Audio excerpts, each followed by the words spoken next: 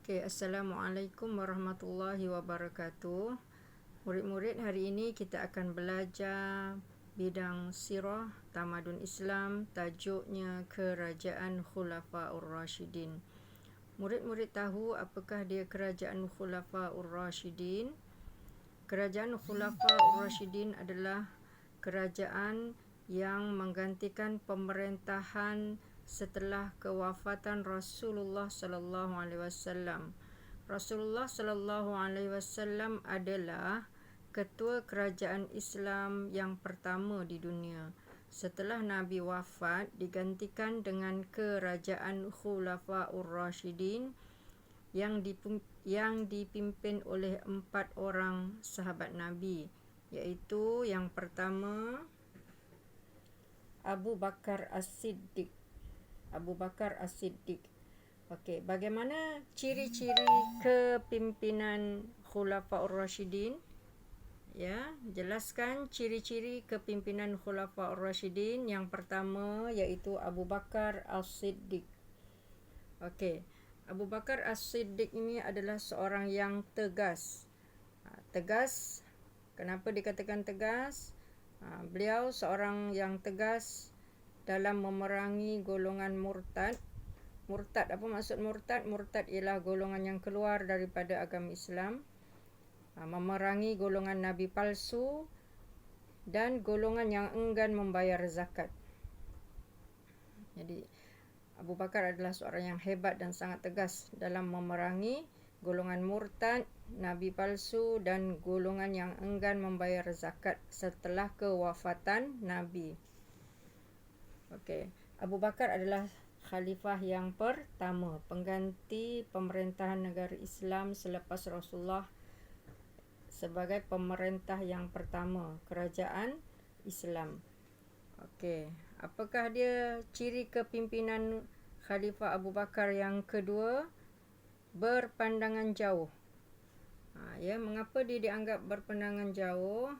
Kerana dia mengarahkan Zaid bin Thabit mengetuai usaha menghimpunkan tulisan ayat Al-Quran yang terdapat pada kepingan batu, tulang, pelepah tamar dan kulit haiwan, kerana ramai penghafaz Al-Quran terkorban dalam peperangan Yamamah. Telah mengarahkan Zaid bin Thabit untuk mencatat atau menulis ayat-ayat Al-Quran. Okey. Itu selepas kewafatan Nabi. Okey, seterusnya apa dia ciri kepimpinan Khulafaur Rashidin, yakni Abu Bakar yang ketiga? Cirinya ialah setia dengan arahan Rasulullah sallallahu alaihi wasallam. Mengapa dikatakan setia dengan arahan Rasulullah? Kerana beliau meneruskan tindakan Rasulullah untuk menghantar Usamah bin Zaid sebagai panglima angkatan tentera Islam kepada kerajaan Ghassan kerana telah membunuh utusan Rasulullah sallallahu alaihi wasallam. Bila Nabi wafat, diteruskan menghantar Usamah bin Zaid sebagai panglima angkatan tentera Islam kepada kerajaan Ghassan. Okey, setia dengan arahan Rasulullah. Seterusnya, ciri kepimpinan Abu Bakar yang keempat ialah mengamalkan syura, sentiasa mengamalkan syura. Mengapa dia dianggap sebagai sentiasa mengamalkan syura? Kerana mengambil kira pandangan para sahabat dalam menentukan strategi peperangan menentang tentera Rom dengan strategi pembahagian 4 pasukan tentera sehingga berjaya menawan negeri Syam. Okey, seterusnya khalifah yang kedua. Siapakah dia khalifah yang kedua? Kerajaan Khulafaur Rashidin, pemimpin yang kedua selepas kewafatan Sayyidina Abu Bakar As-Siddiq, iaitu Umar Al-Khattab. Umar Al-Khattab adalah khalifah yang kedua. Okey. Apakah dia ciri kepimpinan Khulafaur Rashidin Khalifah Umar yang kedua? Yang pertama, beliau juga seorang yang tegas. Kenapa dikatakan tegas? Ya, menggantikan kepimpinan Khalid bin Al-Walid sebagai Panglima Angkatan Tentera Islam dengan Abu Ubaidah bin Al-Jarrah semasa Perang Yamamah.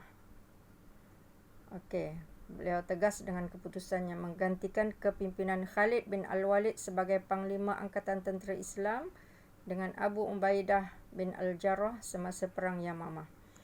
Okey, yang kedua, ciri kepimpinan Khulafaur Rasyidin Khalifah Umar yang kedua apa dia? Berfikiran terbuka. Kenapa beliau dikatakan berfikiran terbuka? Saidina Umar bersedia ditegur. Saidina Umar ni sangat tegas, sangat ditakuti, dan dikatakan syaitan pun takut lalu di belakang Saidina Umar. Tetapi beliau sedia ditegur Rasulullah sallallahu alaihi wasallam dan menerima pendapat daripada sahabatnya Abu Bakar As-Siddiq radhiyallahu anhu tentang pembebasan tawanan perang Badar kerana menghormati keputusan mesyuarat. Ya, maksudnya dia tidak bersetuju, tetapi kerana menghormati keputusan mesyuarat, beliau telah bersetuju dengan keputusan tersebut. Okey, seterusnya apa dia ciri kepimpinan Khalifah Umar? Beliau seorang yang adil. Kenapa dikatakan adil? Kerana memastikan kebajikan rakyat terpelihara dengan meninjau sendiri keadaan rakyatnya, termasuk menyamar sebagai rakyat biasa. Ingat lagi atau tidak bagaimana Saidina Umar menyamar, ya, anak yang sedang kelaparan. Okey. Seterusnya, ciri kepimpinan Khulafaur Rasyidin adalah cekap. Saidina Umar adalah seorang yang cekap. Ya, tak jelas. Saidina Umar adalah seorang yang cekap. Okey.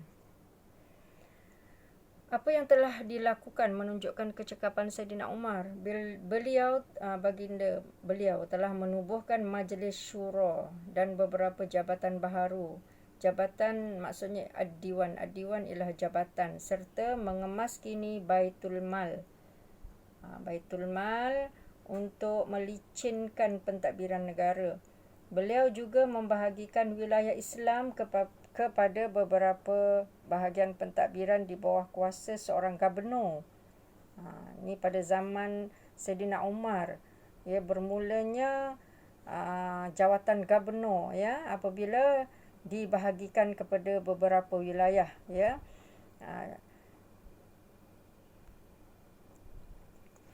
Okey. Gubernur yang dinyatakan di situ namanya Muawiyah bin Abu Sufyan dan Amru bin Al-As. Ya, menjadi gubernur pada zaman Khalifah Umar ialah Muawiyah bin Abu Sufyan dan Amru bin Al-As. Okey, khalifah yang ketiga ialah Sayyidina Uthman bin Affan. Okey, ciri kepimpinannya berpandangan jauh. Ya, Sayyidina Uthman bin Affan berpandangan jauh. Okey, beliau menubuhkan jawatan kuasa khas pembukuan Al-Quran yang diketuai oleh Zaid bin Thabit. Menggunakan lahjah Arab Quraisy yang dikenali sebagai Mushaf Utsmani. Ya, bila sebut saja Mushaf Utsmani ialah pada zaman kerajaan Saidina Uthman. Yang ada Al-Quran sampai sekarang ini adalah Mushaf Utsmani, ya, demi memelihara kesucian Al-Quran, ya. Okey, seterusnya Saidina Uthman berfikiran terbuka. Kenapa dianggap berfikiran terbuka? Kerana melonggarkan syarat penggunaan harta Baitul Mal.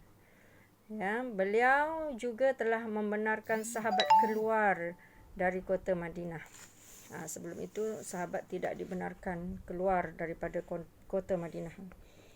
Okey. Seterusnya Saidina Uthman adalah seorang yang prihatin. Okey, mengapa beliau dianggap seorang yang prihatin? Ciri-ciri pemerintahan yang prihatin kerana menyumbangkan harta dan kekayaannya untuk pertahanan negara. Saidina Osman ni sangat kaya. Okey, beliau juga membesarkan Masjid Nabawi untuk keperluan dan keselesaan umat Islam. Okey. Saidina Osman juga ciri kepimpinan seterusnya adalah seorang yang inovatif. Apa maksud inovatif? Okey. Bagaimana beliau dikatakan inovatif? Okey, beliau telah menubuhkan Angkatan Tentera Laut Islam sehingga berjaya meluaskan empayar Islam khusus di Syam dan Mesir. Okey. Bilakah mula ditubuhkan Angkatan Tentera Laut Islam? Ialah pada zaman kerajaan Khulafa' Rashidin di bawah pimpinan Uthman bin Affan, ya, menubuhkan Angkatan Tentera Laut. Okey, seterusnya Saidina Ali bin Abi Talib. Ini khalifah yang keempat, khalifah Khulafa' Rashidin yang keempat. Okey, sifatnya, ciri-ciri kepimpinannya, beliau adalah seorang yang tegas juga. Okey, seorang yang tegas. Kenapa beliau dikatakan seorang yang tegas? Kerana memecat beberapa gubernur yang dilantik oleh Khalifah Osman.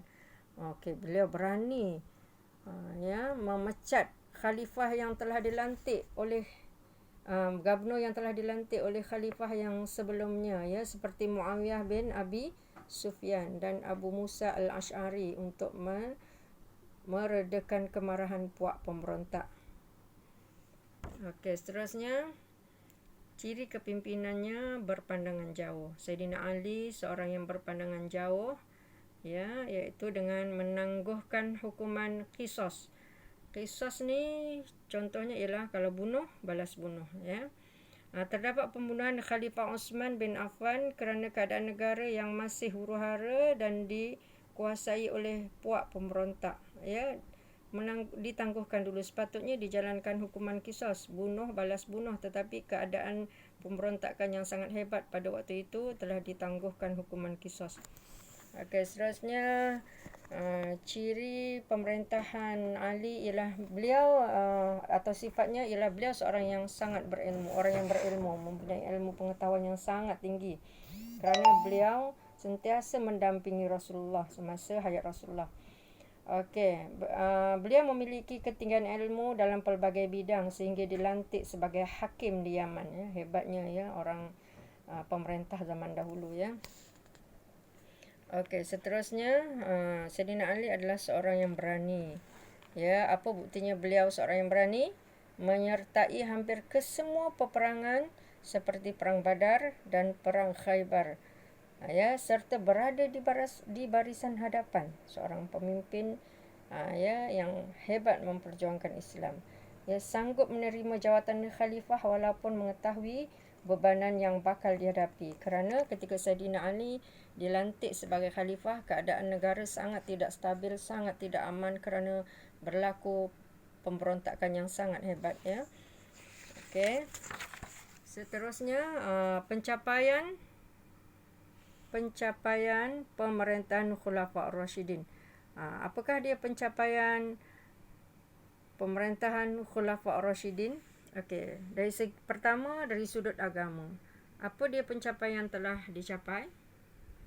Okey, jadi murid-murid bolehlah lihat muka surat seterusnya 158, 159, ya, baca dan jawab tugasan yang akan diberikan nanti, ya, dari sudut agama. Ya, setiap khalifah Abu Bakar. Okey, pencapaiannya. Okey, Khalifah Umar Al-Khattab.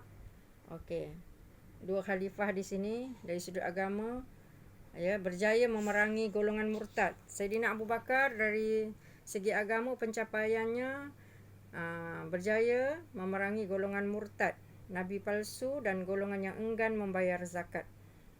Itu pencapaian dari sudut agama oleh Khalifah Abu Bakar. Kedua, Saidina Umar, ya, menyebarkan dakwah Islam sehingga tersebar di wilayah Mesir, Parsi dan Rom, ya.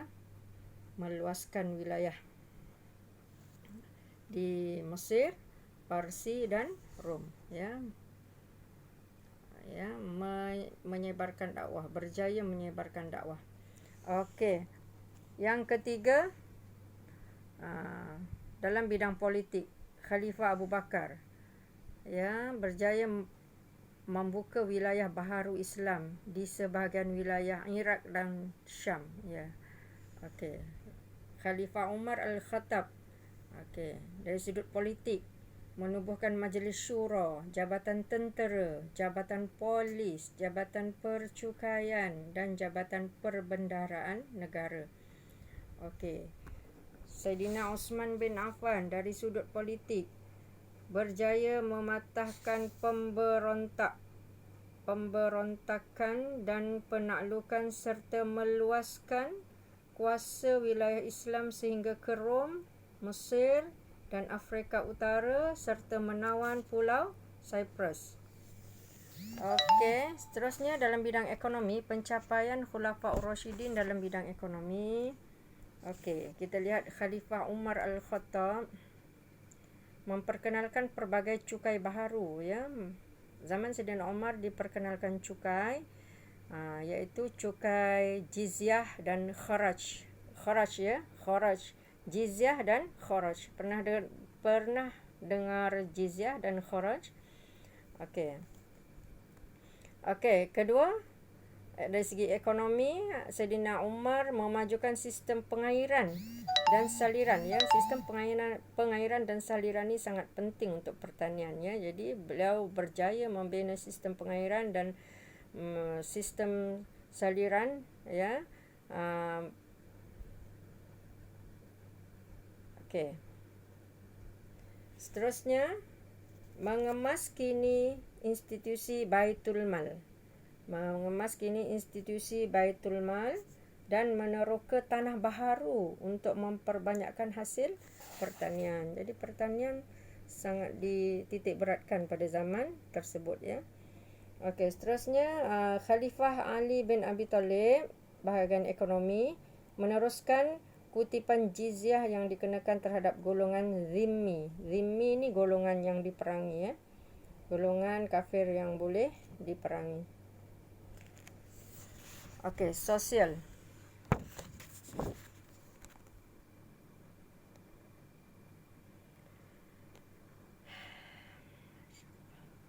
Okey, sosial. Khalifah Umar Al-Khattab mengasaskan takwim Islam sebagai asas permulaan pengiraan tahun hijrah. Mengasaskan takwim Islam sebagai asas permulaan pengiraan tahun hijrah. Okey, kalender Islam yang pertamalah mengasaskan takwim Islam. Kalender Islam yang pertama diasaskan pada zaman Khulafaur Rasyidin, ya. Okey, seterusnya memperkenalkan undang-undang pentadbiran tanah. Itu dari segi sudut sosial, untuk menghormati hak sosial dan menjaga kebajikan rakyat. Membina kemudahan awam seperti tali air untuk kemudahan pertanian. Okey, ketenteraan. Okey, Khalifah Umar meneruskan pembebasan negeri di wilayah Iraq, membuka Baitul Maqdis, Palestin dan Mesir. Okey. Seterusnya Khalifah Osman bin Affan dari sudut ketenteraan. Khalifah Osman bin Affan berjaya menubuhkan Angkatan Tentera Laut Islam yang pertama bagi tujuan keselamatan dan perluasan kuasa. Okey, Angkatan Tentera Laut pada zaman siapa? Pada zaman Khalifah Osman. Okey, pendidikan.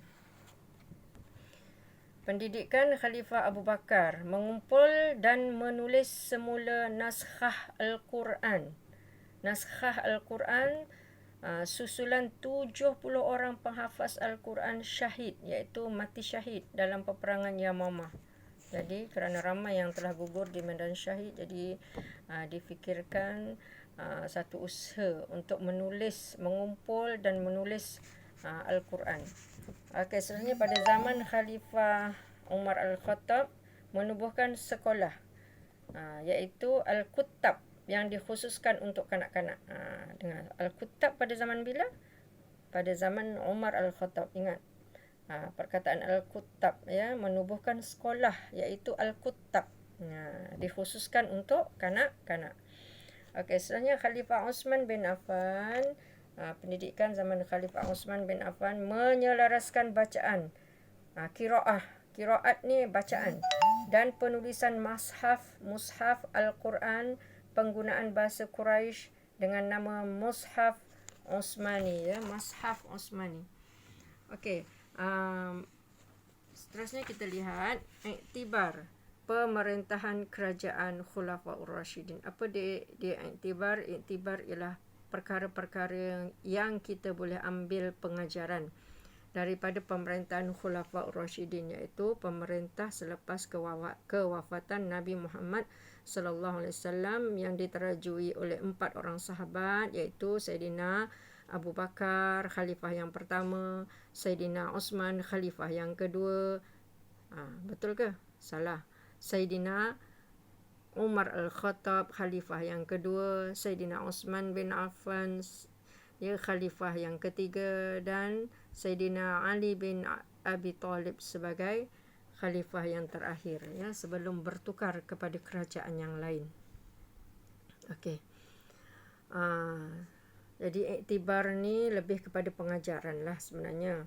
Apakah iktibar atau pengajaran yang pertama? Iaitu kita hendaklah mencontohi kepimpinan khalifah dengan mengutamakan kesejahteraan agama, rakyat dan negara, ya, tidak mementingkan diri, ya, supaya kalau terangkan kena ada supaya apa?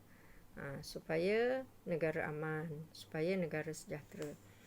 Okey, seterusnya iktibarnya kita hendaklah menggiatkan usaha dakwah agar kebenaran Islam dapat disebarkan. Bukan senang Islam hendak membangun, bukan senang Islam hendak tegak di muka bumi. Perlukan pengorbanan yang sangat besar sejak zaman Nabi hinggalah sekarang. Okey. Seterusnya, kita hendaklah mengukuhkan perpaduan umat Islam dengan memelihara hak antara satu sama lain, ya, menghormati antara satu sama lain. Okey, kita hendaklah menyumbang kepakaran untuk pembangunan dan kemajuan negara. Apa kepakaran yang kita ada, kita sumbangkan untuk negara.